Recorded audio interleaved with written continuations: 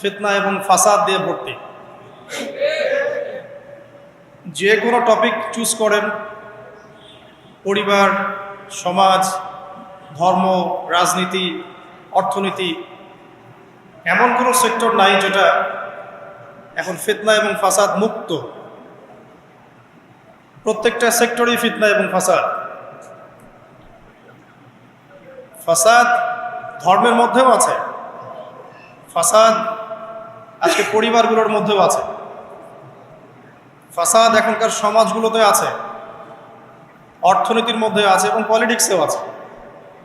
যেমনটা ফেরেশতারা বলেছিলেন আল্লাহ রাব্বুল আলামিনকে যে আতাজআলু ফিহা মান ইউফসিদু ফিহা ওয়া ইয়াসফিকুদ দিমা, হে আল্লাহ, আপনি কি এমন কাউকে পৃথিবীতে পাঠাতে চাচ্ছেন যে পৃথিবীতে গিয়ে ফিতনা এবং ফাসাদ সৃষ্টি করবে অথবা রক্তপাত ঘটাবে?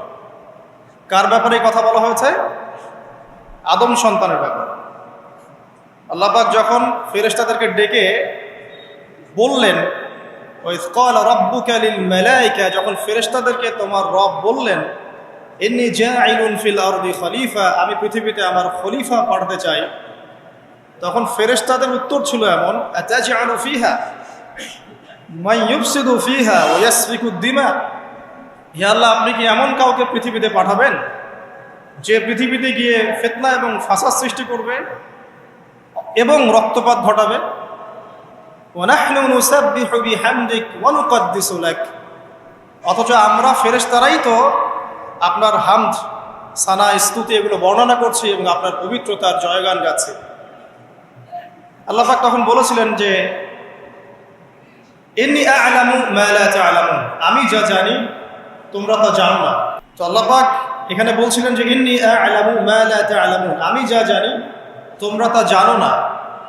তো এখন বিশ্বের দিকে তাকালে আমরা দেখতে পারি ফেরেশতাদের কথা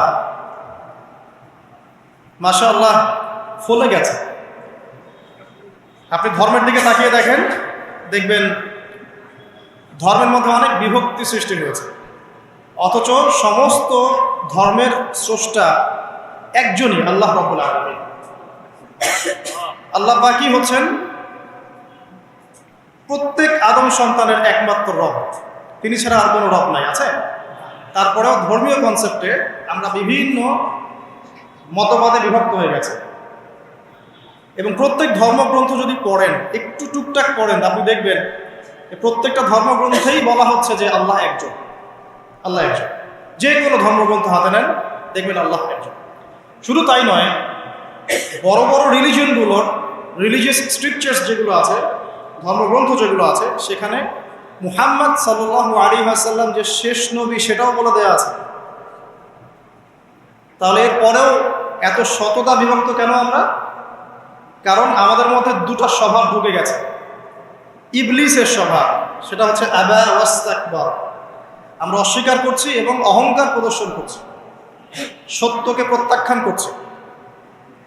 আবার মুসলিমদের মধ্যে তাকিয়ে দেখবেন এখানেও হাজারটা দলাদলি আছে, মানুষ হাজারটা দলে বিভক্ত, এক এক দলের এক এক কনসেপ্ট।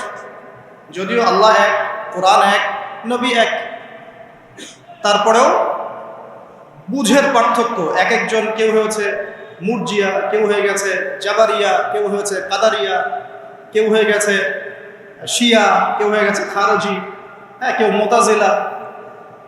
বিভিন্ন মানুষ বিভিন্ন দলে বিভক্ত হয়ে গেছে মুসলিমদের মধ্যেই।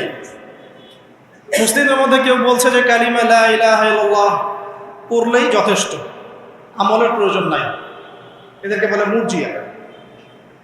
মুসলিমদের মধ্যে কিছু মানুষ বলছে কবিরা গুনাহ করলেই তাকে হত্যা করা যাবে, এরা হচ্ছে এই জেনারেশনের বা এই যুগের খাওয়ারেজ, মানে যারা মনে করে কবিরা গুনাহ করলেই মানুষ কাফের হয়ে যায়, তাকে হত্যা করা জায়েজ। এদেরকে পুঁজি করেই ইসলামের নামে সন্ত্রাসবাদী কর্মকাণ্ড ছড়ানো হয়েছে, এই কনসেপ্টে মানুষদেরকে পুঁজি করে। মুসলিমদের মধ্যেই কিছু মানুষ বলছে তাকদীর বলতে কিছু নাই, মানুষ নিজেই তার ভাগ্যের নিয়ন্ত্রণ, এদেরকে বলা হয় কাদারিয়া। মুসলিমদের মধ্যে কিছু মানুষ বলছে যে ভাগ্যে যা আছে শুধু তাই হবে, আমার কর্মের কোনো স্বাধীনতা নাই, অদৃষ্টবাদী, এদেরকে বলা হয় জাবারিয়া। মুসলিমদের মধ্যে কিছু মানুষ আলী রাদিয়াল্লাহু আনহুকে নিয়ে বাড়াবাড়ি করছে এবং বড় বড় সাহাবীদেরকে গালি দিচ্ছে। রাফেজি আছে, মুতাজিলা, এরা কেমন? অতি যুক্তিবাদী, যুক্তি দিয়ে যেটা বুঝে আসবে কোরআন সুন্নাহ সেটুকুই গ্রহণ করবে, এর বাইরে যাবে না। মুতাজিলা, এর বাইরে আল্লাহ রাব্বুল আলামিনের শুকরিয়া যে আল্লাহ পাক আহলে সুন্নাহ ওয়াল জামাআহ এই আকীদাটা সমাজে প্রতিষ্ঠিত রেখেছেন, যারা কোরআন এবং সুন্নাহর বাইরে যায় না এবং কোরআন এবং সুন্নাহর সেই বুঝ এবং ব্যাখ্যাটা গ্রহণ করে যেটা আল্লাহর নবী এবং সাহাবীদের পক্ষ থেকে এসেছে। এটা হচ্ছে আহলে সুন্নাহ ওয়াল জামাআহ। এই কথাটা নবী সাল্লাল্লাহু আলাইহি ওয়াসাল্লাম বলেছেন হাদিসে যে মুসলিম উম্মাহ ৭৩টা দলে ভাগ হয়ে যাবে, যার একটা দল মাত্র জান্নাতি, বাকি সবাই জাহান্নামী।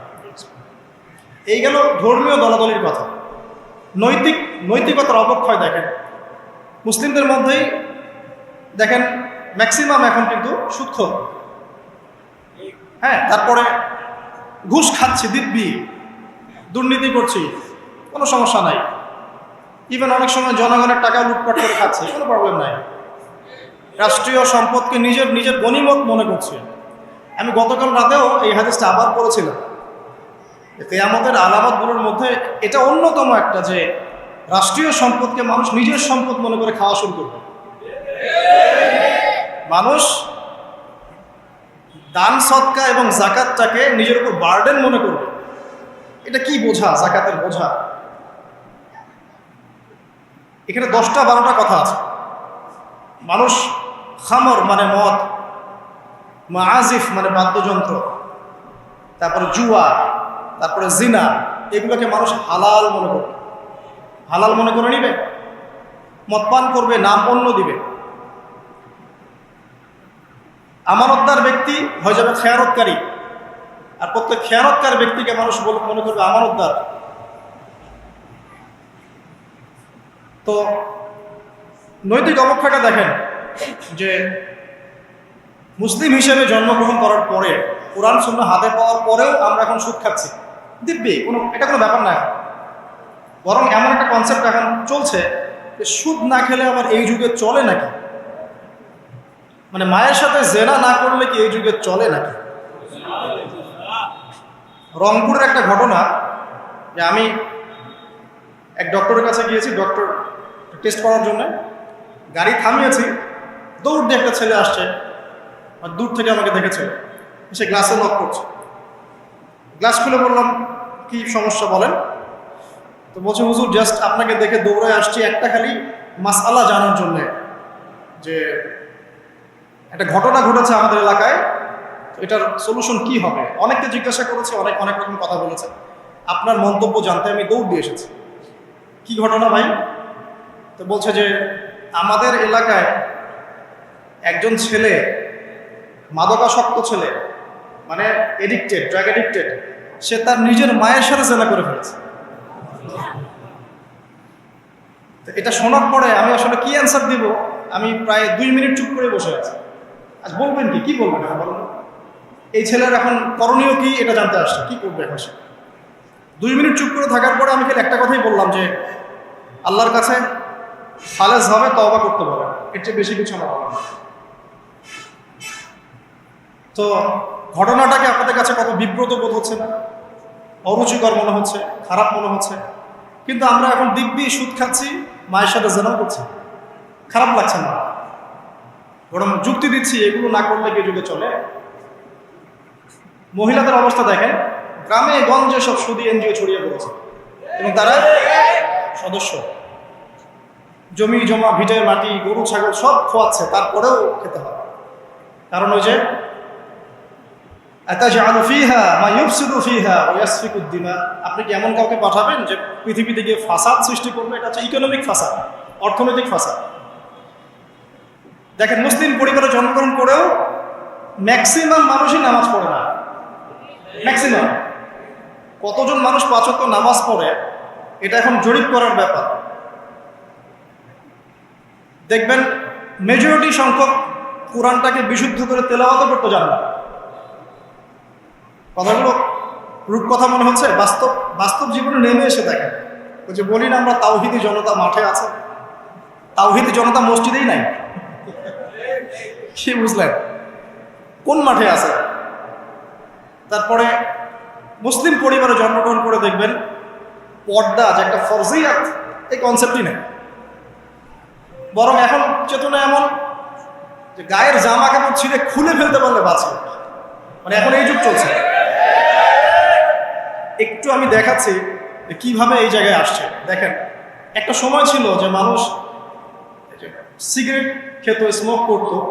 আমরা ওই জেনারেশনটা দেখেছি, স্মোক করতো চুপ চুপ চুপ করে, ওই চায়ের দোকানের কর্নারে, এই বাথরুমে ঢুকে, ওই মাঠের ওই কর্নারে গিয়ে, কেউ যেন দেখে না ফেলে। তারপরে কয়েক বছর পর পরিস্থিতি একটু পরিবর্তন হলো, ওপেন স্মোকিং, সবাই ভাইয়ের সাথেও স্মোকিং, বন্ধুর সাথেও স্মোকিং, পরে বাবার সাথেও দেখা যায় ছেলে স্মোকিং। এই একটা যুগ আসলো। দেখেন, তারপরে আস্তে আস্তে নতুন নতুন মদ আসতে লাগলো, গাঁজা, হেরোইন, প্যাথেডিন, হ্যাঁ, হুইস্কি ইত্যাদি ইত্যাদি, পেন্সিডিল, ইয়াবা। এখন ইয়াবার যুগ, আরো আপগ্রেডেড কোনো মদ আসছে। এখন সিগারেট টিকেট কোনো বিষয় না, কিন্তু ফ্যাশন। যদি কেউ ইয়াবা খায় তাহলে বলা হচ্ছে হ্যাঁ এ মাদক সেবী। আর বাই দ্য ওয়ে, আমাদের দেশে কিন্তু নিবন্ধিত 190টা বারও আছে, হ্যাঁ, এবং দেশি 204টা ব্র্যান্ড চলছে, আর বিদেশে 38টা ব্র্যান্ড চলছে। পারমিট পেয়েছে 85,070 জন। এবং এই মাদক সংশ্লিষ্ট এনজিও আছে প্রায় 76। 21 বছর হলে যদি কেউ পারমিটধারী হয়, সে মদ খেতে পারে, সমস্যা নেই, এটা নাগরিক অধিকার আপনার। আবার আশ্চর্যের ব্যাপার এটাও যে এগুলো খুলে উন্মুক্ত করার পরেও আবার মাদক নিরাময় কেন্দ্রও আছে 7টা। মানে ওভাবে খাবেন, এডিক্টেড হয়ে যখন জীবনটা নষ্ট হবে, এই 7টা নিরাময় কেন্দ্রে এসে আপনি চিকিৎসা নেবেন। এগুলো ডিপার্টমেন্ট আছে, সদর দপ্তর আছে, সব গোয়েন্দা সংস্থা আছে। এবং মাদকদ্রব্য নিয়ন্ত্রণ অধিদপ্তরও আছে। তো এটা একটা সার্কাস, মানে এই ওয়ার্ল্ডটা হচ্ছে একটা সার্কাসের যুগ। এই বিশ্বে যা হচ্ছে না, খালি চোখ দিয়ে যা দেখছেন, এর বেশিরভাগই সার্কাস। যেটা বলছিলাম, এখন ইয়াবার যুগ চলছে না। একটা সময় ছিল যখন ছেলে মেয়ে যদি অ্যাফেয়ার করতো লুকিয়ে লুকিয়ে, চিঠি দিয়ে, কেউ যেন না জানে, তাই না? ঠিক, তার মানে এগুলো পার করে আসতে পারে। লুকিয়ে লুকিয়ে ছিল, কেউ যেন দেখে না ফেলে। কফি শপে বসলেও খুব সাবধানে, রিক্সায় বসলে কেউ যেন না দেখে। তারপরে একটা যুগ আসলো যে জানলে কোনো সমস্যা, বাসায় ওপেন, আমার গার্লফ্রেন্ড, ও আমার গার্লফ্রেন্ড, ও আমার বয়ফ্রেন্ড, আমরা বিয়ে করব, আমরা প্রতিশ্রুতি দিয়েছি একে অপরকে, নো প্রবলেম। তারপর একটা যুগ আসলো যে যেহেতু প্রেম করছি, বিয়েই তো করতে যাচ্ছি, তো সেক্স করলে সমস্যা কোথায়? তখন আবার সেক্সুয়াল অ্যাক্টিভিটি শুরু হলো। মেয়েরা যদি বাইরে বের হতো, তাহলে যদি কোনো মেয়ের শর্ট কামিজ থাকতো বা আটোসাটো পোশাক থাকতো, সে গিল্টি ফিল করতো যে সবাই আমার দিকে তাকাচ্ছে, কেমন লাগছে। আর বেশিরভাগ মানুষ এমনটা করতো না, ওই কয়েকজন করতো। আস্তে আস্তে একটা যুগ আসলো যে না, এখন বেশিরভাগই করে, সয়ে গেল। তারপর একটা যুগ আসছে সরাসরি সেক্স, প্রেম টেম কিছুই নাই, এখন খালি সেক্স। পতিতালয়ে যাবো, সেক্স করবো, চলে আসবো। গার্লফ্রেন্ডের সাথে সম্পর্ক লাগে সেক্স, তারপরে বাজ বিচার করে দেখবো কোনটা ভালো। আর বাই দ্য ওয়ে, আমাদের দেশে 14টা পতিতালয় আছে, হ্যাঁ। আর এগুলো আমি বানিয়ে বলছি না, আপনি গুগল করলেই দেখতে পাবেন। তারপর একটা যুগ আসছে এখন যে হিজাব তো সরিয়েছি, তারপর আস্তে আস্তে ড্রেসটা একটু ছোট হলো, তারপর একটু টাইট ফিটিং, ঠিক আছে, আরেকটু শর্ট করতে করতে এখন রেভলিউশন আসছে, এটাও খুলে ফেলে দিতে। আমি আপনাকে বলে দিই হাদিস থেকে, এরপর কি হবে। ওই যে গোপনে গোপনে জেনা এবং এই যে অল্প অল্প অশ্লীলতার যুগটা থেকে যখন প্রকাশ্যে জেনা আর অশ্লীলতার ছয়লাভের যুগটা আসছে এখন, এরপরে হবে কি, মানুষ রাস্তাঘাটেই জেনা করবে। রাস্তাঘাটে এইখানে কেউ সেক্স করতেছে, ওইখানে কেউ সেক্স করতেছে, ওইখানে দেখবেন, এইখানে দেখবেন। বিশ্বাস হচ্ছে না? এটা নবী সাল্লাল্লাহু আলাইহি ওয়াসাল্লাম বলেছেন যে কিয়ামত হবে না ততদিন পর্যন্ত, যতদিন মানুষ রাস্তাঘাটে আনাচে কানাচে জেনা করবে। তখনকার সবচেয়ে ভালো মানুষ যে হবে, সে কে জানেন, যে গিয়ে ওদেরকে বলবে যে কাজটা এখানে করছো, একটু দেয়ালের পিছনে যে করতে পারতে না, এ হবে সবচেয়ে ভালো মানুষ। হাদিসে এমন ভাষা এসেছে। যুগ কিন্তু হঠাৎ করেই এরকম ফাসাদপূর্ণ হয় নাই। আস্তে আস্তে আস্তে আস্তে দেখেন, প্রথমে মাদক গোপনে, দিন প্রকাশ্যে, তারপর একটা ফ্যাশন হয়ে গেল, সবাই খাচ্ছে, কে কি বলে। প্রথমে পর্দা সবাই করতো মোটামুটি, 100 বছর আগের যুগে যান দেখবেন ম্যাক্সিমাম পর্দা। তারপরে আস্তে আস্তে রেভলিউশন, ফ্যামিনিস্ট রেভলিউশন, কাপড় ছোট হতে হতে হতে এখন বিকিনি যুগ আসতেছে, সবাই বিকিনি পরে ঘুরে। কে এগুলোর বলার আছে? আমার পোশাক আমি পরবো, আপনার বলার কি অধিকার আছে? আমার দেহ আমার সিদ্ধান্ত, আমার দেহ আমার সিদ্ধান্ত। এরপরে আসবে ওই যুগটা যখন মানুষ রাস্তাঘাটে জেনা করবে, আর আল্লাহ রাব্বুল আলামিন বলেছেন তার রাসূলের মাধ্যমে ওদের সামনে কিয়ামত হবে ইনশাআল্লাহ। মানুষ এইভাবে ফাসাদে জড়িয়েছে, মুসলিম পরিবারে জন্মগ্রহণ করার পরেও এই জিনিসগুলো অমুসলিমরা করুক, খ্রিস্টানরা করুক, বৌদ্ধরা করুক, ইহুদিরা করুক, আমাদের কিচ্ছু যায় আসে না। ওরা সারা দেশ সভ্যতা একাকার করে ফেলাক, আমাদের কিচ্ছু যায় আসে না। মুসলিম পরিবারে জন্মগ্রহণ করার পরে একটা মুসলিম ছেলে মুসলিম মেয়ে কিভাবে গড়ে? দেখবেন মুসলিম পরিবারে জন্ম নিয়েছে, নামাজ নাই, কোরআন তেলাওয়াত নাই, আল্লাহর তো জিকিরের কোনো খবরই নাই। তারপরে দিব্যি সুদ খাচ্ছে, ঘুষ খাচ্ছে, এটা ফ্যাশন, দুর্নীতি এটা কমন, সবাই করে, আমি একটু বলবো সমস্যা কোথায়। সবার ভিতরে একটা মানে আত্মিক দুর্নীতি, মানে আমাদের আত্মাটাই দুর্নীতিগ্রস্ত হয়ে গেছে। যখন একটা মানুষের আত্মা দুর্নীতিগ্রস্ত হয়ে যাবে তখন তার কাজগুলো হবে এরকম। একজন রাইটারের বই পড়ছিলাম, তিনি লিখেছেন যে এখন চলমান যে সময়টা চলছে এটা কিন্তু অনেক আগের বই, ওই সময়ের কথা তিনি বলছেন যে এখন যে চলমান সময় চলছে এই যুগে যদি আত্মাটাকে দেহের রূপ দেয়া যায় আর দেহটাকে আত্মার রূপ দেয়া যায় তাহলে দুর্গন্ধে কোনো মানুষ আমার কাছে আসবে না। আমি বুঝাতে পারিনি মনে হয়। আমাদের সুন্দর দেহটাকে যদি আত্মা বানিয়ে দেওয়া হয় আর আমাদের কুৎসিত আত্মাটাকে যদি দেহ বানিয়ে দেওয়া হয়, এত বিভৎস দেখাবে, সামনে কেউ যাবে না। তো যেটা বলছিলাম, ধর্ম মুসলিমদের মধ্যেই ফাসাদ চলছে, ইকোনমিক সেক্টরে ফাসাদ, রিবা, দুর্নীতি, সুদ, ঘুষ, কমনে সবাই করছে।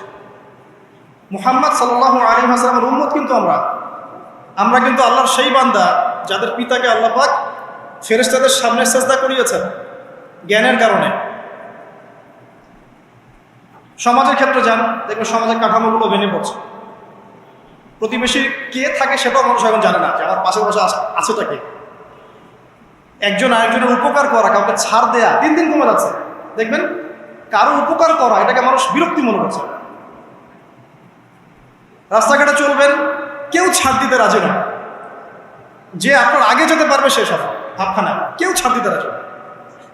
রাস্তার নিচু থেকে উঁচু শ্রেণী পর্যন্ত কেউ অন্যের স্বার্থে নিজের স্বার্থ বিসর্জন দিব, ছাড় দিব, এটা চিন্তা করা যাচ্ছে না। সমাজের কাঠামো কিন্তু ভেঙে গেছে। রাস্তাঘাটে দেখবেন বেপরদামি, প্রিমিক্সিং, জেনা, অশ্লীল মুভিজ, সমাজের কাঠামো বলে কিছু নাই। যা আছে একটা খোলস, ভিতর থেকে এটা পুরো পচে গেছে। পচলো কার কারণে? আমার কারণেই তো, আমার আপনার কারণেই পচেছে। কিভাবে হচ্ছে আমি সেদিকে যাচ্ছি। পলিটিক্সে যান, গ্লোবাল অ্যাফেয়ার্সে যান, ফাসাদ আর ফাসাদ। বিশ্ব নিয়ন্ত্রকদের এখন একটাই কাজ, যুদ্ধ বাঁধিয়ে দেওয়া আর অস্ত্র বিক্রি করা। কার কার মাঝে যুদ্ধ বাঁধাবে আর কোথায় কোথাও অস্ত্র বিক্রি করবে, এটাই টেন্ডেন্সি, কিচ্ছু না। মানুষের জীবনে কোনো মূল্যই নেই তার কাছে। একটা বোমে যে ইয়েমেনের হাজার হাজার শিশু মারা যাচ্ছে, কোনো ফিলিংসই নেই। বাচ্চাগুলো মরে গেল, কি হয়েছে? মনে পিঁপড়া দোলে দিলে যেমন মানুষের কোনো ফিলিংস থাকে না, মানুষের জীবনের মূল্য এমন হয়ে গেছে। নবী সাল্লাল্লাহু আলাইহি ওয়াসাল্লাম এটা বলেছিলেন, শেষ জামানে হারাজ বেড়ে যাবে। হারাজ মানে হত্যা। কাতেল যে হত্যাকারী সে জানবে না লিমা কাতালা, কি জন্য সে হত্যা করলো। মাকতুল সে জানবে না যে লিমা কুতিল, কি জন্য তাকে হত্যা করা হলো। আর নিয়ন্ত্রণ শক্তি যারা সমস্ত বিশ্বটাকে ওদের দাসত্বের মধ্যে আনতে চায়। আর এই দাসত্বের পথে একমাত্র বাধা হচ্ছে মুসলিমরা, বাকিরা তো আর বাধা না। এই কারণে মুসলিম সমাজের মধ্যে এগুলো বেশি বেশি ছড়িয়ে দেওয়া হচ্ছে, পণ, জিনা, মাদক, এটা সেটা, যাতে করে মুসলিমদের আধ্যাত্মিক যে শক্তিটা এটা না থাকে। যখন আপনার কাছে আধ্যাত্মিক কোনো শক্তি থাকবে না তখন আপনি পরাজিত। তো সুদ ছড়িয়ে দিচ্ছে সারা ওয়ার্ল্ডে। সুদ কি আর বাংলাদেশ থেকে এসেছে? সুদ পশ্চিম থেকে আসছে। পর্নোগ্রাফি কি বাংলাদেশ থেকে আসছে? পশ্চিম থেকে আসছে। পৃথিবীর প্রথম পর্ন যে মুভি, এটা তৈরি করেছে ব্রিটেন, আমেরিকা। 7 মিনিটের ক্লিপস ক্যালিফোর্নিয়া শুট করা হয়েছে, এবং তারপর আস্তে আস্তে সারা ওয়ার্ল্ডে ছড়িয়ে দেওয়া হয়। সারা বিশ্বে এই পর্নের বিজনেস হয় $97 বিলিয়ন প্রতি বছর, যার মধ্যে $12 বিলিয়ন প্রফিট করে আমেরিকা। খোলামেলা কথাগুলো, এটা ইন্ডাস্ট্রি একটা। এটা দিয়ে মুসলিম যুবকদের নৈতিক চরিত্রটাকে শেষ করে ফেলা হচ্ছে। আমাকে খুব ভালো মনে হচ্ছে, আপনাকে খুব ভালো মনে হচ্ছে, অমুক হুজুরকে খুব ভালো মনে হচ্ছে, চোখে এসব পড়ে নাই এমন একটা মানুষ খুঁজে পাওয়া যাবে না এই যুগে। এটা আমার বক্তব্য। ইল্লা মাশাআল্লাহ, ইল্লা মাশাআল্লাহ, যদি এমন কেউ থেকে থাকেন যে এইসব মানে কি বলবো ইন্টারনেট সেকশনের সাথে কোনো সম্পর্কই নাই, তার ব্যাপারটা হয়তো ভিন্ন। বাকি সবার চোখে এগুলো পড়ছে এবং এটা কমন। এবং এগুলো কিন্তু দিন দিন গ্রামে বাড়ছে বেশি। কারণ কি, শহরের মানুষ এগুলো দেখতে একটু অভ্যস্ত যে মেয়েরা এমনি হাঁটে অমনি হাঁটে, এরকমই ড্রেস পরে। আর গ্রামে তো এইসব কম ছিল। যখন গ্রামে এই পর্ন চলে গেছে তখন গ্রামের যুবককে আর কে ঠেকায়। এখন সে প্রতিদিন দেখা যাচ্ছে গ্রামে গঞ্জে ধর্ষণ বাড়ছে, মেয়ে ওর কাছে একটা ভোগের বস্তু, ওষুধ তো আর দমন করতে পারছে না, আক্রমণ। আর এসবের যেহেতু ইসলামিক কোনো বিচার হচ্ছে না, ইসলামিক লস কেমন, যে একজন চুরি করেছে, জুমার দিন নামাজ হবে, নামাজের পরে সমস্ত এলাকার লোকজন দাঁড়িয়ে থাকবে, সমস্ত এলাকার লোকজনের সামনে তার হাতটা কেটে ফেলে দেবে। এলাকার সব লোক দেখবে চুরি করলে এই শাস্তি, ভয় আর চুরি করতে যাবে। কেউ কাউকে অন্যায়ভাবে হত্যা করেছে, তারও কেসাস করতে হবে, এবং সেটা সবাই জানবে যে ও হত্যা করেছে, এ তাকে কেসাস করেছে। কেউ কারো চোখ উপরে ফেলেছে, ওরও চোখ। কেউ কারো হাত ভেঙে ফেলেছে, ওরও হাত। হাতের বদলে হাত, চোখের বদলে চোখ, কানের বদলে কান, কেসাস। ধর্ষণ করেছে, জনসমক্ষে সবার সামনে নিয়ে এসে দেন কোর্ট বসে সাক্ষী প্রমাণ নিয়ে মৃত্যুদণ্ড। সবাই দেখবে যে মৃত্যুদণ্ড। প্রয়োজনে এই যে প্রজেক্টর লাগিয়ে দেখা, এই যে এই কাজ করেছে, এই শাস্তি। রাস্তাঘাটে ইফটিজিং হচ্ছে, মোবাইল কোর্ট থাকবে, ইফটিজিং হচ্ছে, রিপোর্ট প্রমাণ ধরা হবে, সাথে সাথে বিচার। এরকম একটা মাস করলে পরে দেখবেন অপরাধের মাত্রা বাড়ে না কমে। আল্লাহর কসম করে বলছি, এটা ইনশাআল্লাহ 80% কমে যাবে ইনশাআল্লাহ। কিন্তু এটা করলে কি হবে জানেন, ওই যে পশ্চিমে বসে আছে বিশ্ব নিয়ন্ত্রণ সংস্থা, ওরা বলবে যে এই স্টেটের দিকে নজর রাখে, এরা মৌলবাদী হয়ে যাচ্ছে, এরা সন্ত্রাসী হচ্ছে, মানবাধিকার লঙ্ঘন করছে, ইত্যাদি ইত্যাদি। অর্থাৎ তুমি মিয়া সারা বিশ্বের মধ্যে লাখ লাখ মানুষকে বোম মেরে হত্যা করে দাও, তোমার মানবাধিকার লঙ্ঘন হয় না? সবখানেই ফাঁসা। হকটাকে মানুষ বাতিল মনে করছে, বাতিলকে মানুষ হক মনে করছে। সত্যবাদী তাকে মিথ্যাবাদী বলা হচ্ছে, মিথ্যাবাদীকে সত্যবাদী বলা হয়। এখানে মুসলিমদের জীবনের মূল্য কমে গেছে। ওদিকে আর লম্বা করছি না, আমি আমার লেকচারের মূল জায়গায় আসছি। এখান থেকে আমি লেকচার একটা দিকে ফোকাস করে আমি শেষ করব। সেটা হলো, এই সমস্ত প্রবলেমসগুলো আমাদের পক্ষে সলভ করা সম্ভব নয়। সলভ করার মতো ক্ষমতা আমাদের নাই। অনেক ক্ষেত্রে আমাদের সেই জ্ঞানও নাই, এগুলো নিয়ে ভাবার সময়ও নাই। কিন্তু একটা জায়গায় আমরা ফোকাস করতে পারি, একটা জায়গায়। আজকের লেকচারের এটা সবচেয়ে মূল জায়গা। সেটা হচ্ছে আল্লাহ পাক আমাদেরকে স্ব পরিবার দিয়েছেন, তাই নাই? এবং এই পরিবারটা হচ্ছে একটা সমাজের গঠন একক। আমরা পড়েছি না গঠন একক, একটা জিনিস, একটা কোষ, তার মধ্যে গঠন একক আছে না, অনুপরমাণু আছে না। সমাজ হচ্ছে, সমাজের পরমাণু হচ্ছে পরিবার।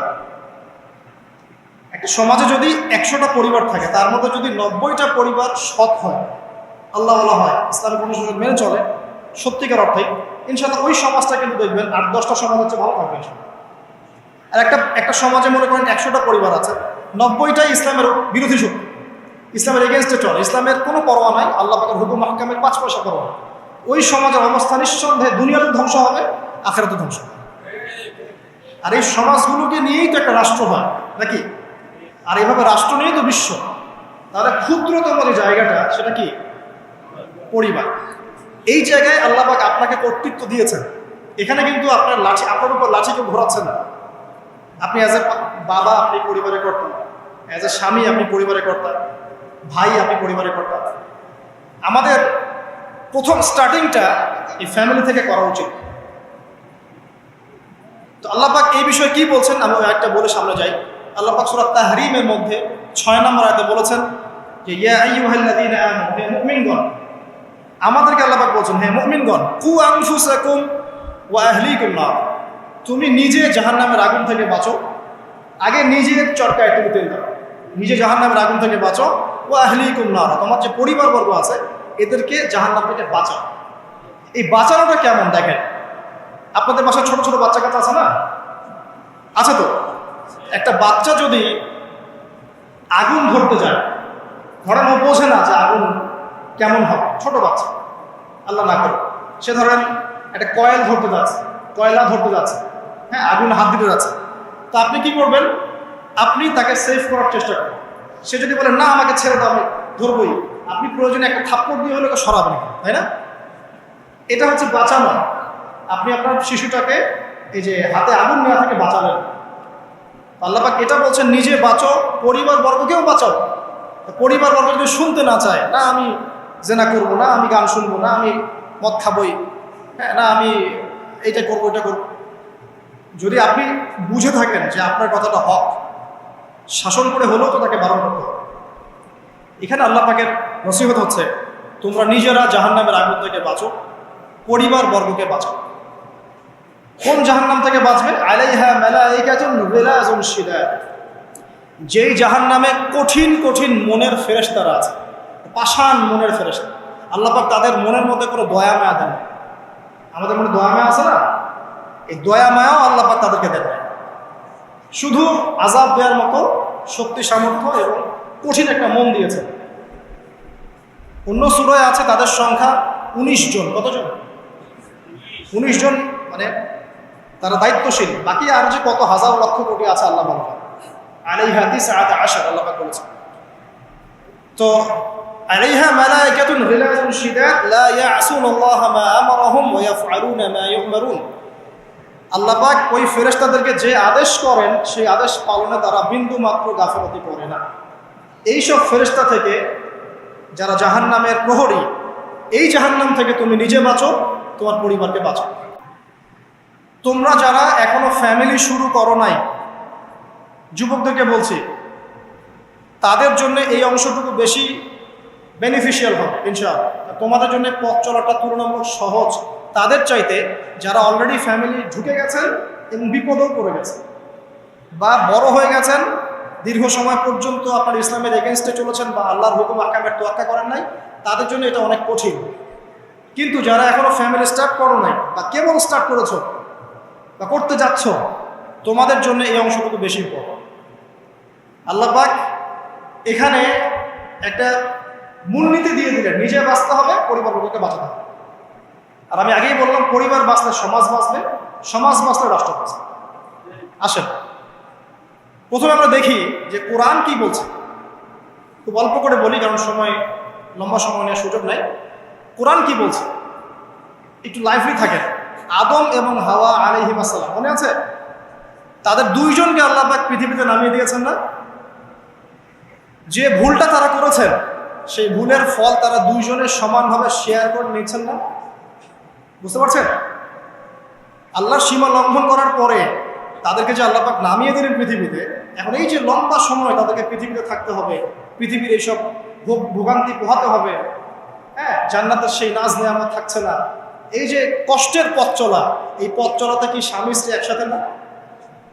এভাবে যদি পরিবারের স্বামী এবং স্ত্রীরা তাদের জীবনের উদ্দেশ্যটা ফিক্স করতে পারে এবং সমস্ত বাধা বিপত্তিকে হাসি মুখে একসাথে ডিঙাতে পারে, পরিবারে শান্তি আছে।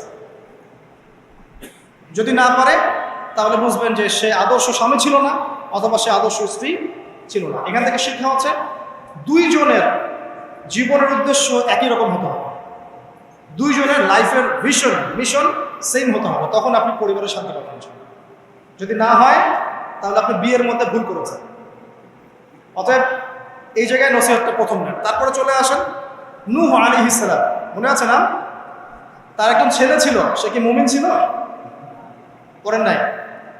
সে কিন্তু মুমিন ছিল না, সে অস্বীকারী ছিল। তার নূহ আলাইহিস সালামের স্ত্রী, সে কি মুসলিম ছিল? চিন্তা করতে পারেন, একজন নবীর স্ত্রী মুসলিম নন, একজন নবীর ছেলে, তিনি আল্লাহর আদেশের পরোয়া করছেন না। আল্লাহ বলছেন লাইসা মিন আহলিক, এই ছেলে তোমার পরিবারের কেউ না। নূহ আলাইহিস সালাম বলছেন হে আল্লাহ, সে আমার পরিবারের একজন, তাকে ক্ষমা করে দাও। আল্লাহ বলছেন লাইসা মিন আহলিক, সে তোমার পরিবারের কেউ না। নবী পরিবারের সদস্য হওয়া সত্ত্বেও লূত আলাইহিস সালামের স্ত্রী, সে কি জান্নাতি না জাহান্নামী?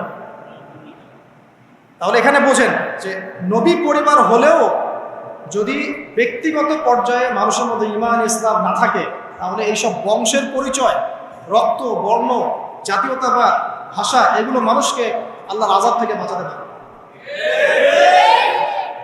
নবীর পরিবারের সদস্য হওয়া সত্ত্বেও তারা জাহান্নামে যাচ্ছে, শ্রদ্ধাহারি করে। তাহলে আমাদের কাজ কি? নিজের চটকাটা তেল দেওয়া। আমি কত বড় আলেমের ছেলে, আমি কত বড় দায়ীর স্ত্রী, আমি কত বড় মানে মুফাসসির মুহাদ্দিসের সন্তান, ভাই, এসবের কোনো মূল্য নাই। নিজে আমি ভালো কিনা, নিজে প্রকৃত মুসলিম মুমিন কিনা, এটার মূল্য আছে। এই কারণেই হয়তো আমাদের নবী সাল্লাল্লাহু আলাইহি ওয়াসাল্লাম তার মেয়ে ফাতিমা রাদিয়াল্লাহু আনহাকে বলছেন, হে ফাতিমা, হে আমার কলিজার টুকরা মেয়ে, হে আমার কলিজার টুকরা মেয়ে, তুমি শোনো, পৃথিবীতে আমার কাছে যা চাওয়ার তুমি চেয়ে নাও, পরকালে আমি তোমার কোনো হেল্প করতে পারছি না। অথচ আমরা জানি নবী সাল্লাল্লাহু আলাইহি ওয়াসাল্লাম সবার জন্য কি করবেন? সুপারিশ করবেন, সেটা অন্য বিষয়।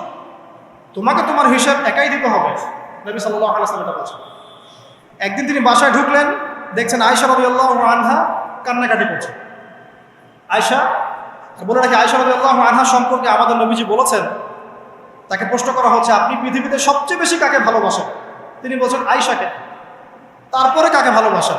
আবু বকর। তারপর কাকে ভালোবাসেন? ওমর। কথা বুঝতে পারছেন? তো সেই আয়েশা রাদিয়াল্লাহু আনহা বাসায় কান্নাকাটি করছেন। তিনি বলছেন, কি জন্য কাঁদছো হে আয়েশা? আয়েশা রাদিয়াল্লাহু আনহা বলছেন, জাহান্নামের আযাবের ভয়ে আমি কাঁদছি। কি হবে ইয়া রাসূলুল্লাহ আমাদের শেষ? তখন আল্লাহর নবী তার স্ত্রীকে বলছেন, যাকে তিনি সবচেয়ে বেশি ভালোবাসেন, তাকে বলছেন, তিনটা ক্ষেত্র বা তিনটা জায়গা আছে যখন পৃথিবীর কোনো মানুষকে চিনতে পারবে না পরকালে, এমনকি আমিও তোমাকে চিনতে পারবো। সেটা কি?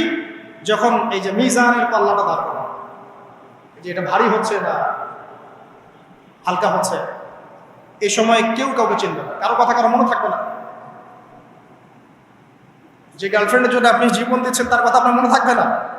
যে স্ত্রী সন্তানের জন্য আপনি সারা জীবন দুর্নীতি করে গেলেন, তার কথা আপনার মনে থাকবে না। এমনকি যে স্ত্রীর কাছে আপনি অনেক প্রেমময় স্বামী, সেও আপনার কথা মনে রাখবে যখন মিজানের পাল্লাটা উঁচু করে। দুই, যখন আমল নামা ছুড়ে দেওয়া হবে, আমল নামা এভাবে উন্মুক্ত করে ছুড়ে দেওয়া হবে, ইকরা কিতাবাক, তুমি আজকে তোমার কিতাব পড়ো, ওয়া কাফা বিনাফসিকা আল-ইয়াওমা আলাইকা হাসিবা, আজকে তুমি নিজেই তোমার নফসের হিসাব নেওয়ার জন্য যথেষ্ট। এই সময় আয়েশা, আমি তোমার কথা মনে রাখতে পারবো। আরেকটা হচ্ছে যখন মানুষ পুলসিরাত পার হবে, তখন কেউ কারো কথা মনে। এখান থেকে শিক্ষা কি? নূহ আলাইহিস সালামের পরিবারের সদস্য হয়েও তারা আল্লাহর আনুগত্য না করার কারণে জাহান্নামে যাচ্ছে। লূত আলাইহিস সালামের পরিবারের সদস্য হয়েও ঈমান না আনার কারণে তারা কি করছেন? জাহান্নামে যাচ্ছেন। আমাদের শিক্ষা হচ্ছে আমাদের পরিবারগুলোর, যে আমাদের এই বংশ, আমাদের এই যে টাকা পয়সা, স্ট্যাটাস, রং, হ্যাঁ, বাড়ি গাড়ি, পলিটিক্যাল পদ, কোনো কিছুই আমাদেরকে আল্লাহর আযাব থেকে বাঁচাতে পারবে না যদি আমরা প্রকৃত মুসলিম মুমিন না হতে পারি। তো পরিবারের সদস্যদেরকে আল্লাহ পাক ঈমানদার হওয়ার তৌফিক এনায়েত করুন। এবার আসেন সামনে, আরো সামনে যান। দেখেন, ওই যে ইব্রাহিম আলাইহিস সালাম, দেখেছেন, মনে আছে? বাবা হচ্ছে ওই সমাজের সবচেয়ে বড় লিডারের ডান হাত, নমরুদের ডান হাত। সে হচ্ছে মূর্তি পূজারীদের সর্দার, মানে মূর্তি সে বানাতো, স্ট্যাচু মেকার। ইব্রাহিম আলাইহিস সালামকে আল্লাহ পাক ওই ঘরেই জন্ম দিয়েছেন যেখানে তার বাবা একজন শিরকের কাণ্ডারী।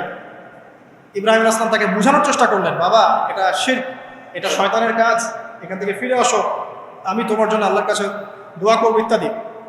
বাবা তার কথা শুনলো না। এটা তো এমন না যে তিনি শুধু একবার বলেছেন, তিনি হয়তো বলতেই ছিলেন। একদিন দুদিন না, কিন্তু বলতেই আছে। এক পর্যায়ে বাবা তাকে বের করে দেন বাসা থেকে, ফাহজুরহুম, এখান থেকে বের হয়ে যাও। তুমি যদি আমাদের এই দেবতাদেরকে গালি দেওয়া বন্ধ না করো, তাহলে আমি তোমার মাথা পাথর দিয়ে মেরে ফাটিয়ে ফেলবো। ওয়াহজুরনি মালিয়া, আমাকে একা ছেড়ে দাও। মানে আমরা তাড়িয়ে দেই না, গেট লস্ট, এরকম করে ইব্রাহিম আলাইহিস সালামকে বের করে দেওয়া। কিন্তু তিনি বললেন, সালামুন আলাইক, বাবা আপনার উপর শান্তি বর্ষিত হোক। হ্যাঁ আমার আব্বা, আপনার প্রতি শান্তি বর্ষিত হোক, আমি আল্লাহর কাছে আপনার জন্য দোয়া করব। পরে যখন আল্লাহ পাক তাকে বললেন যে কোনো মুশরিকের জন্য তোমার দোয়া করার সম্ভাবনা পাবে না, তখন থেকে ইব্রাহিম আলাইহিস সালাম দোয়া করা বন্ধ করে।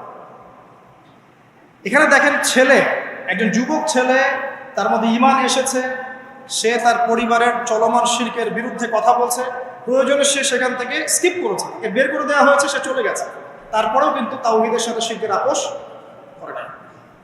ইব্রাহিম আলাইহিস সালাম সামনে যান, ওই যে তার স্ত্রী হাজারা আলাইহিস সালাম তার সন্তান এবং স্ত্রীকে রেখে আসছেন কোথায় বলেন? মক্কায়, তাই না? মরুভূমিতে, খাবার নাই, পানিও নাই। এখন ইব্রাহিম আলাইহিস সালাম চলে যাওয়ার সময় তার স্ত্রী বলছেন যে আপনি কি আল্লাহর আদেশেই আমাকে ছেড়ে যাচ্ছেন? তিনি বলছেন হ্যাঁ। তখন তিনি বলছেন আল্লাহ পাক আমাদেরকে ধ্বংস করবেন না। এখানে খেয়াল করে দেখেন, তারপর সাফা মারওয়া সাই করলেন, জমজম কূপ পানি বের হলো, সেখানে কমিউনিটি গড়ে উঠলো।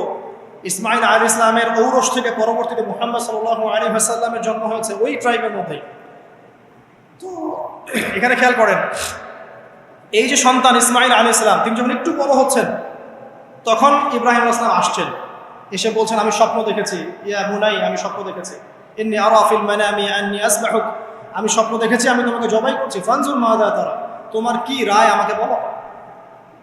তো এখন ইসমাইল আলাইহিস সালাম বলছেন, কিশোর ইসমাইল, ইয়া আবাতি, হে আমার বাবা, ইফআল মা তুমার, আপনি সেটাই করেন যা আল্লাহ আপনাকে আদেশ করেছে। সাতাজিদুনি ইনশাআল্লাহু মিনাস সাবিরিন, ইনশাআল্লাহ আপনি আমাকে সবরকারী পাবেন। কার কথা এটা? ইসমাইল আলাইহিস সালামের কথা। এখন খেয়াল করে দেখেন, ইসমাইল আলাইহিস সালামকে কিন্তু তার বাবা 24 ঘন্টা কাছে রেখে মানুষ করেন নাই, কারণ তিনি থাকতেন ওই যে প্যালেস্টাইনে, সেখানে আরেকজন স্ত্রী আছেন সারা আলাইহিস সালাম, আসা যাওয়া করতেন।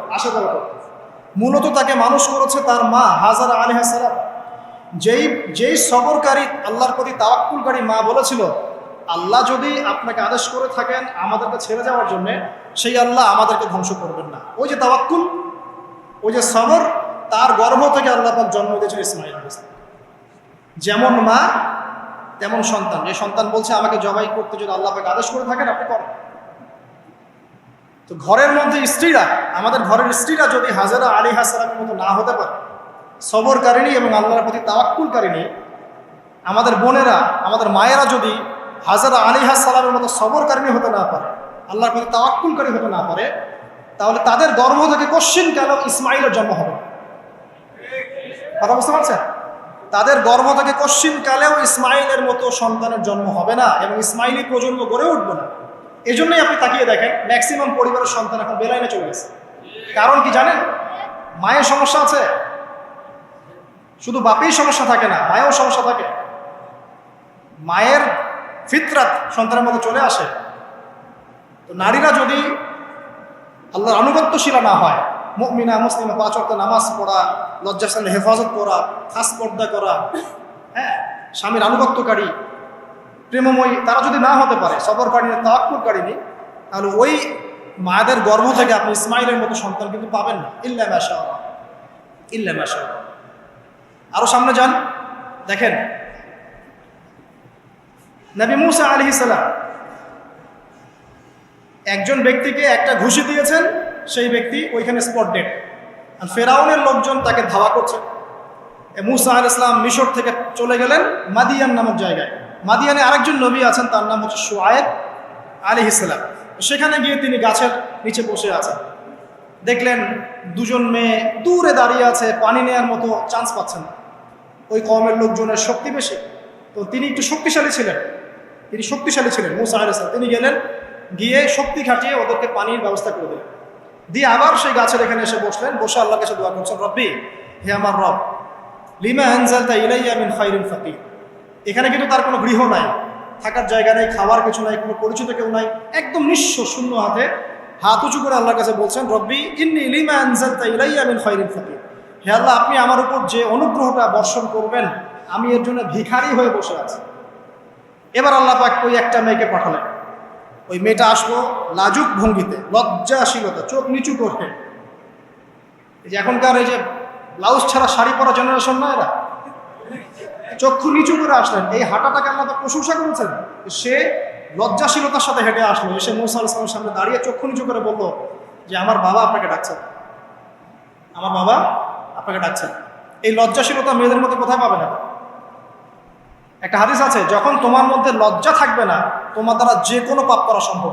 হাদিস আছে, যে কোনো পাপ করা সম্ভব। বিকিনি পরেও কয়েকদিন পর ঘুরবে এরা, আমি বলে দিচ্ছি, দেখে নিয়েন ইনশাআল্লাহ। এবং এই আন্দোলন করতে করতে এক পর্যায়ে এমন একটা অবস্থা হবে, দেখবেন যে ওটা পরেও রাস্তায় ঘুরছে। মানে ওরা দেশটাকে ওই আমেরিকান এবং ব্রিটেনদের পশ্চিমা সংস্কৃতির রঙে সাজাতে চায়। আর এই নোংরা অসভ্যতার নাম দিয়েছে প্রগতিশীলতা। শয়তান অনেক বেশি প্রগতিশীল ছিল এবং এখনো আছেও। ওই মেয়ের হেঁটে আসাটাকে আল্লাহ প্রশংসা করছেন। আসার পরে তিনি যখন বলছেন আমার বাবা আপনাকে ডাকছেন, তিনি গেলেন, তখন ওই শুআয়ব আলাইহিস সালাম বলছেন যে আমার এই দুই মেয়ের মধ্যে একজনকে আমি তোমার সাথে বিয়ে দিতে চাই। মুসা আলাইহিস সালাম সেখানে বিয়ে করলেন। শর্ত হচ্ছে 8 থেকে 10 বছর তাকে তার ফার্মে চাকরি করতে হবে, কৃষিকাজ মানে গবাদি পশুর, এখানে 8 থেকে 10 বছর তাকে সার্ভিস দিতে হবে, এটাই মোহর। তো এটা আমি এখন বুঝি যে মুসা আলাইহিস সালামকে আল্লাহ পাক এই যে রাখালির কাজ করেছেন কেন জানেন? কারণ এই কাজগুলো মানুষের ধৈর্য বাড়ায়। মুসা আলাইহিস সালামকে পরে আল্লাহ পাক বড় একটা দায়িত্ব দিবেন, এই কারণে তাকে ট্রেনিং দিচ্ছেন এখানে। তাকে আরো বড় একটা জাতিকে সামলাতে হবে যারা আরো অনেক বেশি উদ্ধত, অনেক বেশি গবাদি পশুর মতো। তারা কারা? ওই যে বনু ইসরাঈল। চোখের সামনে দেখলো আল্লাহ পাক ফিরআউনকে ডুবিয়ে দিলেন, তারপর 40 দিনের মধ্যে আবার শিরক করা শুরু করলেন। আমাদের নবী মুহাম্মদ সাল্লাল্লাহু আলাইহি ওয়াসাল্লামকে একজন কষ্ট দিয়েছিল। তো কষ্টটা এত ডাইরেক্ট দিয়েছে, এসে বলেছে আপনি ইনসাফ করেন, হে মুহাম্মদ সাল্লাল্লাহু আলাইহি ওয়াসাল্লাম, আপনি ইনসাফ করেন, আপনি ইনসাফ করছেন না। তো সাহাবীদের চোখ মুখ লাল হয়ে গেল যে এত বড় কথা নবীকে বলে। তখন নবী সাল্লাল্লাহু আলাইহি ওয়াসাল্লাম বলছেন দাঁড়াও, আমার ভাই মূসাকে তার কওম আরো অনেক বেশি কষ্ট দিয়েছে। মানে মূসা আলাইহিস সালামের কষ্টের কথা চিন্তা করে আমাদের নবী সান্ত্বনা নিচ্ছেন, এটা তো কিছুই না। মূসা আলাইহিস সালামকে তার কওম আরো অনেক বেশি কষ্ট দিয়েছে। তো এই কওমকে সঠিক পথে চালানোর জন্য আল্লাহ পাক 8 বছর তাকে রাখালি করিয়েছেন। আপনারা জানেন কিনা জানি না যে বেশিরভাগ নবী কিন্তু কৃষিকাজ করেছেন, জানেন? তো যারা কৃষিকাজ করছেন আপনারা এখানে নিজেকে হীনমন্যতায় ভোগার, ছোট মনে করার কোনো সুযোগ নাই। আপনি একটা নোবেল প্রফেশনের মধ্যে আছেন, খাঁটি প্রফেশন, ঠিক আছে? তো দেখেন, এবার মূসা আলাইহিস সালাম একজন ভালো গার্ডিয়ান পেলেন, তার নাম শুআয়ব আলাইহিস সালাম। সেখানে বাড়ি পেলেন, সেখানকার জামাই, তিনি চাকরি করছেন, মানে তার সবকিছুই অনুকূলে। ওই যে দোয়া কিন্তু কবুল হয়ে গেল। সতী পুত পবিত্র একটা মেয়ে আল্লাহ পাক তাকে দিয়ে দিলেন। কারণ মূসা আলাইহিস সালাম ছিলেন অনেস্ট, মূসা আলাইহিস সালাম ছিলেন একটা সৎ ব্যক্তি, অনেস্ট, যিনি কখনো অশ্লীল কোনো পথে পা বাড়ান নাই। ঠিক তেমন একজন মেয়েকে আল্লাহ পাক তার জীবন সঙ্গিনী করবে। তাই আমাদের শিক্ষা হচ্ছে আমরা যদি নিজেদেরকে পবিত্র রাখতে পারি, তোমাদেরকে বলছি ইনশাআল্লাহ তুমি তোমার জীবনে পুত পবিত্র নেককার স্ত্রী পাবে। কিন্তু তোমরা যদি এখনকার এইসব প্রলোভনে পড়ে জেনা, মদ, পর্ন, হাবিজাবি সব কিছুর মধ্যে ঢুকে যাও, মাদক ইত্যাদির মধ্যে, পুত পবিত্র নারী আসবে না। দেখবা যে এমন নারী তোমার জীবনে আসছে যে নিজেও পবিত্র না। আল্লাহ পাক ব্যালেন্স করেন সবসময়, ইল্লা মাশাআল্লাহ। শুধু তাই নয়, শুআয়ব আলাইহিস সালামের মতো একজন গার্ডিয়ান তিনি পেলেন, যিনি তাকে দিনের পথে হেল্প করলেন। পরবর্তীতে মূসা আলাইহিস সালাম নবী হলেন। এখান থেকে একটা প্রমাণ আছে, দলিল, সেটা হলো বাড়ির গার্ডিয়ান যদি দিনদার হয়, শুআয়ব আলাইহিস সালামের মতো সাপোর্টিং হয়, পরিবারবর্গকে দিনের জন্য সাপোর্ট করছে, সেই পরিবারের মধ্যে শান্তি আসবে। এবং সেই পরিবারের যুবকরা সৌভাগ্যবান, যুবতীরাও সৌভাগ্যবান, সেই পরিবারের সন্তান সন্ততিরা সৌভাগ্যবান। তাই পরিবারের গার্ডিয়ান যারা আছেন, আজকের খুতবা শুনছেন, আপনারা সাপোর্টিভ হন, পরিবারকে দিনের ক্ষেত্রে সাপোর্ট দেন, একটা ভালো প্যারেন্টিং করেন, সন্তানদেরকে সুন্দর প্যারেন্টিংসের মধ্যে নিয়ে আসেন। আসুন সামনে যাই, এবার একটা কনক্লুশনের দিকে যাচ্ছে। আসেন, তো কোরআনের পরতে এরকম দলিল আছে। আরও দেখবেন, ইয়াকুব আলাইহিস সালাম মৃত্যুবরণ করছেন, সন্তানদেরকে ডেকে বলছেন যে আমার পরে তোমরা কার ইবাদত করবে। মানে তিনি কনসিয়াস যে আমার পরে বাচ্চা কাচ্চারা আবার যেন বিভ্রান্ত হয়ে না যায়, তোমরা কার ইবাদত করবে, ডেকে বলছেন। আর আমরা ওই সময় ডেকে বলতাম যে আমার ব্যাংকেরে 10 কোটি টাকা আছে, 1 কোটি ওকে দিস, 1 কোটি ওকে দিস, হ্যাঁ আমার জমি জমা এগুলো আছে, ওকে এটা দিস, ওকে এটা দিস। উনি ডেকে বলছেন তোমরা আমার পর কার ইবাদত করবে। সন্তানরা বলছে আমরা এক আল্লাহর ইবাদত করব, যার ইবাদত আপনি করেছেন, আপনার পিতাও করেছেন। সচেতন গার্ডিয়ান। সামনে যান, আপনি দেখবেন ইউসুফ আলাইহিস সালাম, যিনি যে জেলখানায় বন্দী হলেন, পরে মিশরের খাদ্যমন্ত্রীর দায়িত্ব পেলেন, তার বাবা ইয়াকুব আলাইহিস সালাম কাঁদতে কাঁদতে চোখ অন্ধ হয়ে গেল। দেখেন, যখন ইউসুফ আলাইহিস সালাম তার ভাইদেরকে বললেন, এই যে রুমালটা, এই রুমালটা নিয়ে যাও, আমার বাবার চোখের উপরে দিবে, ইনশাআল্লাহ সে দৃষ্টিশক্তি ফিরে পাবে। এটা পড়েন নাই মনে হয়, সূরা ইউসুফের মধ্যে আছে। এই রুমালটা যখন আমার বাবার চোখের উপর দিবে, তখন সে তার দৃষ্টিশক্তি ফিরে পাবে। তখন ওই রুমালটা যখন তারা বহন করে নিয়ে আসছেন, অন্ধ ইয়াকুব আলাইহিস সালাম তিনি বলছেন যে আমি দূর থেকেই ইউসুফের গন্ধ পাচ্ছি। সূরা ইউসুফ আর জুলাইখার প্রেম কাহিনী নয়।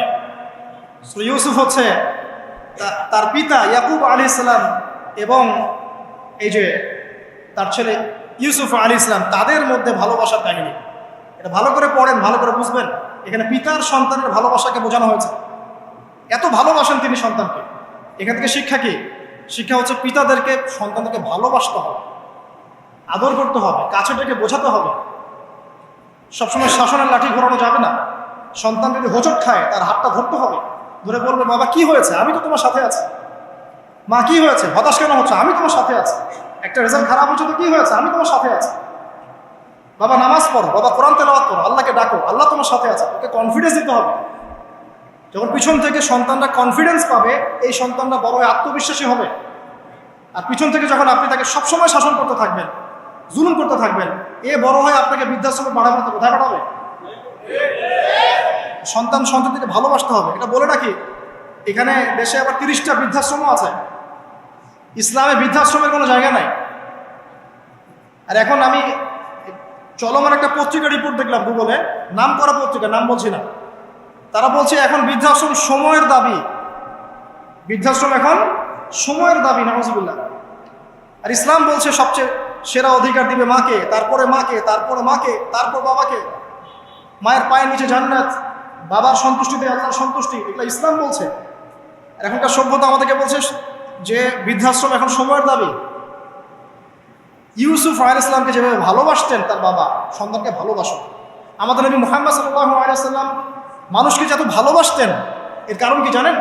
ছোটবেলা থেকেই তাকে খুব ভালোবাসা দিয়ে মানুষ করা হয়েছে।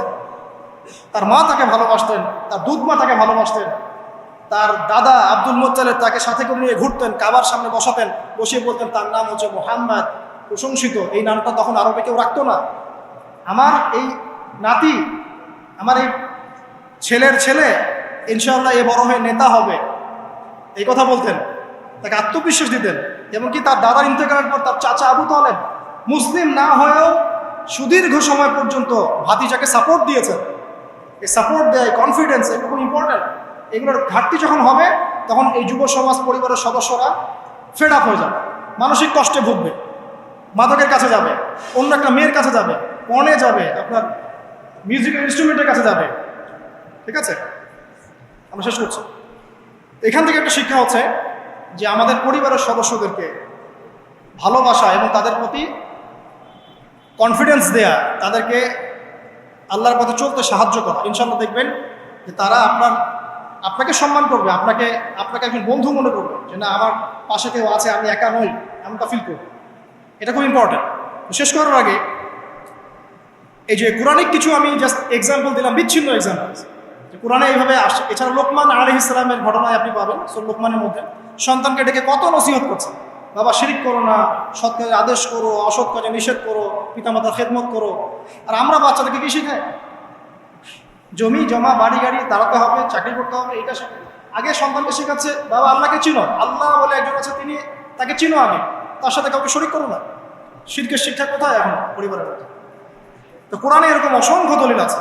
শেষ করার আগে আমি যেটা বলতে চাই যে